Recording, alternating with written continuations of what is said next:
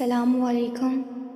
آج میں آپ کو بتانا چاہتی ہوں کہ ہم کس طرح 5 وقت کی نماز کو اپنی زندگی کا حصہ بنا سکتے ہیں اور اسلام کا علم حاصل کر کے اپنے رب کے قریب آ سکتے ہیں۔ یہ کام مشکل نہیں بلکہ بہت آسان ہے، بس ارادہ اور نیت کی دیر ہے۔ ہماری زندگی میں کبھی ایسا وقت آتا ہے جب ہم دنیا کے کاموں میں اتنا مصروف ہو جاتے ہیں کہ اپنے رب سے دور ہو جاتے ہیں، لیکن یاد رکھیں اللہ تعالیٰ ہمیشہ بندوں کا انتظار کرتا ہے۔ کبھی کبھی ہمیں ہدایت تب ملتی ہے جب کوئی مشکل واقعہ ہوتا ہے اور ہم اللہ کے سامنے رو کر دعا کرتے ہیں۔ کبھی ایک چھوٹی سی اسلامک ویڈیو دیکھ کر دل جاگ جاتا ہے اور لگتا ہے میں نماز کیوں چھوڑ رہا ہوں، میں گمراہ کیوں ہوں، مجھے اپنے رب کے پاس لوٹنا چاہیے۔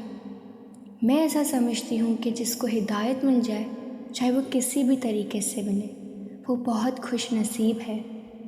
دیکھیے، ہم آج کے دور میں ایسے سوسائٹی کا حصہ ہیں جو بہت زیادہ جج کرتی ہے۔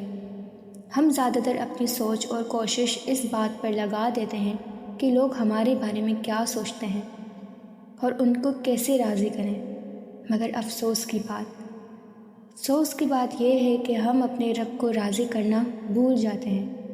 یہ دنیا صرف ایک وقتی زندگی ہے، لیکن ہمارا ایمان اور ہمارا دین وقتی نہیں۔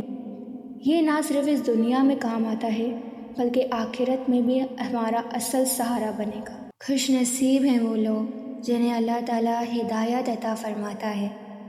ایسے لوگ اصل میں وہ ہوتے ہیں جنہیں اللہ اپنی مخلوق میں سے منتخب کرتا ہے کہ وہ اپنے دین کو پڑھیں، سمجھیں اور سیکھیں۔ جس طرح ہمیں کسی اپنے کو کھو دینے کا ڈر ہوتا ہے، یا پھر ہم اپنی جاب پر اتنی محنت کرتے ہیں کہ یہ خوف ہوتا ہے کہیں یہ جاب نہ چلی جائے، اور اگر یہ جاب چلی گئی تو کہیں اور نہیں ملے گی، اس لیے ہمیں اس پر اپنا پورا فوکس دیتے ہیں۔ یہ صرف ایک مثال ہے۔ اصل میں ہمیں اس سے بھی زیادہ خوف اور فکر اس بات کی ہونی چاہیے کہ کہیں ہماری کوئی نماز نہ چھوٹ جائے یا ہم نماز ادا کرنے سے غافل نہ ہو جائیں۔ اب ہم اسٹیپ بائی اسٹیپ یہ سیکھیں کہ 5 وقت کی نماز کس طریقے سے ادا کر سکتے ہیں اور اپنا کس طریقے سے دین سیکھ سکتے ہیں۔ سب سے پہلے اپنے ذہن میں یہ پکا کر لیں کہ آپ کو لازمی 5 وقت کی نماز ادا کرنی ہے، ساتھ ہی قرآن پاک کی تلاوت اور ڈیلی بیسس پر حدیث پڑھنی ہے۔ اس کے بعد اپنی نمازوں کی پابندی شروع کریں، چاہے کوئی بھی کام ہو، چاہے کتنا ہی امپورٹنٹ کیوں نہ لگ رہا ہو۔ یاد رکھیں، آپ کی زندگی میں نماز سے زیادہ امپورٹنٹ کچھ بھی نہیں، اس لیے فوراً نماز پڑھیں، پھر کوشش کریں کہ آپ تہجد کی نماز بھی ادا کریں۔ اپنا روٹین سیٹ کریں، دیر رات تک نہ جاگیں تاکہ فجر اور تہجد دونوں ادا ہو۔ تہجد کے بعد حدیث پڑھیں، فجر کے بعد قرآن پاک ترجمے کے ساتھ پڑھیں۔ دین کے ہر اعمال میں نماز کو سب سے پہلے رکھیں۔ نماز کی اہمیت، اللہ تعالیٰ نے قرآن میں فرمایا اور نماز قائم کرو، کیونکہ نماز بے حیائی اور برائی سے روکتی ہے۔ نماز صرف ایک فرض نہیں بلکہ اللہ سے رابطہ ہے، اس لیے اپنی زندگی میں سب سے پہلے نماز کو رکھیں، چاہے کوئی بھی کام ہو۔ یاد رکھیں، نماز سے زیادہ امپورٹنٹ کچھ بھی نہیں۔ تہجد کی نماز کی بہت فضیلت ہے۔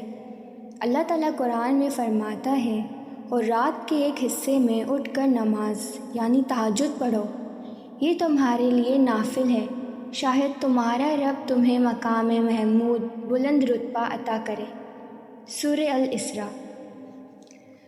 رسول اکرم صلی اللہ علیہ وآلہ وسلم نے فرمایا، ہمارے رب ہر رات نیچے والے آسمان پر آتے ہیں جب رات کا آخری تیسرا حصہ باقی رہتا ہے، اور فرماتا ہے، کون ہے جو مجھ سے دعا کرے تاکہ میں اس کی دعا قبول کروں، کون ہے جو مجھ سے مانگے تاکہ میں اسے عطا کروں، کون ہے جو مجھ سے مغفرت مانگے تاکہ میں اسے بخش دوں۔ صحیح البخاری اینڈ صحیح المسلم۔ سوچیں، یہ اللہ خود پکار رہا ہے، کیا ہم اٹھ کر اس کے سامنے سجدہ نہیں کر سکتے؟ تہجد انسان کے دل کو روشن کرتی ہے، سکون عطا کرتی ہے اور دعاؤں کی قبولیت کا ذریعہ بنتی ہے۔ قرآن پاک، قرآن اللہ کا پیغام ہے جو صرف تلاوت سے نہیں، ترجمہ اور تفسیر کے ساتھ پڑھنا چاہیے۔ اللہ تعالیٰ نے فرمایا، یہ قرآن لوگوں کے لیے روشنی ہے اور ہدایت ہے۔ رسول اکرم صلی اللہ علیہ وآلہ وسلم نے فرمایا، تم میں سے سب سے بہترین وہ ہے جو قرآن سیکھے اور دوسروں کو سکھائے۔ قرآن ترجمے کے ساتھ پڑھنے سے دل میں نور آتا ہے، انسان کو ہر مسئلے کا حل ملتا ہے اور ہدایت کا راستہ سمجھ آتا ہے۔ ہر آیت ایک نصیحت ہے جو زندگی کو بدل دیتی ہے۔ حدیث کا علم، زندگی کا راستہ۔ میں خود اپنے روٹین میں تہجد کے بعد صحیح البخاری سے حدیث پڑھتی ہوں۔ مجھے ایسی باتیں معلوم ہوتی ہیں جو پہلے کبھی پتہ ہی نہیں تھی۔ حدیث، قرآن اور نماز نے میری زندگی کو بدل دیا اور مجھے وہ سکون ملا جو کہیں اور نہیں ملتا۔ جب انسان یہ سب اپنی زندگی میں لے آتا ہے تو اسے ایک ایسا سکون ملتا ہے جو کبھی سوچا بھی نہیں ہوتا۔ زندگی بدلنا شروع ہو جاتی ہے، انسان کو اپنی اصل پہچان نظر آتی ہے اور سمجھ آتا ہے کہ مجھے ایسا ہی انسان بننا ہے۔ دین کا علم حاصل کر کے اپنے رب کے قریب آنا ہے، کیا یہ سب سے بڑی خوش نصیبی نہیں اور اصل سکون نہیں؟ مگر افسوس اس بات کا ہے کہ ہم دنیا کے چکر میں بھٹک جاتے ہیں۔ لیکن سوال یہ ہے، جب اللہ کی طرف سے ہدایت مل رہی ہے تو پھر دیر کیوں؟ کیا وجہ ہے کہ ہم آخرت کو بھول کر دنیا کی مصروفیت کو بہانے بناتے ہیں؟ ٹائم نہیں ہے، نماز ٹھیک سے نہیں آتی، قرآن پڑھنا مشکل ہے، یہ سب شیطان کے وسوسے ہیں اور ہم اس کے دھوکے میں آ بھی جاتے ہیں۔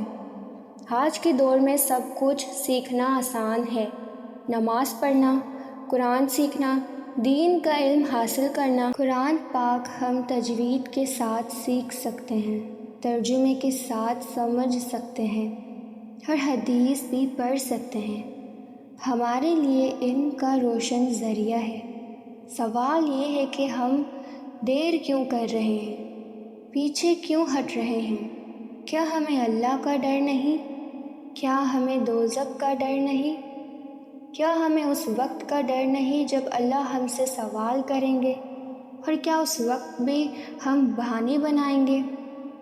اس لیے ضروری ہے کہ دل میں اللہ کا ڈر پیدا کریں، بنا وقت ضائع کیے اپنے رب کی طرف لوٹ آئیں، دین کا علم سیکھیں اور پھر اسے دوسروں تک پہنچائیں، اپنی نمازوں کی حفاظت کریں اور اپنی زندگی کی پہلی پائیورٹی نماز کو بنائیں۔ میرا آخری پیغام، دنیا ایک وقتی چیز ہے، اصل زندگی آخرت ہے۔ شیطان ہمیشہ وسوسے ڈالتا ہے، اگلے ہفتے سے نماز شروع کر لوں گا، اگلے مہینے سے قرآن پاک سیکھ لوں گا۔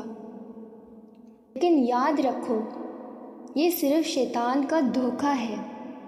اللہ کا ڈر اپنے دل میں رکھو اور آج ہی اپنی زندگی کو بدلنے کا ارادہ کرو۔ اگر آپ قرآن سیکھنا چاہتے ہیں یا اس سلسلے میں رہنمائی چاہیے تو مجھ سے رابطہ کر سکتے ہیں۔ مجھے امید ہے کہ آپ کو میری یہ ویڈیو پسند آئی ہوگی۔ اگر اس سلسلے میں آپ کو کوئی بھی سوالات ہیں، آپ کمنٹس میں یا میرے انسٹاگرام پر مجھ سے پوچھ سکتے ہیں۔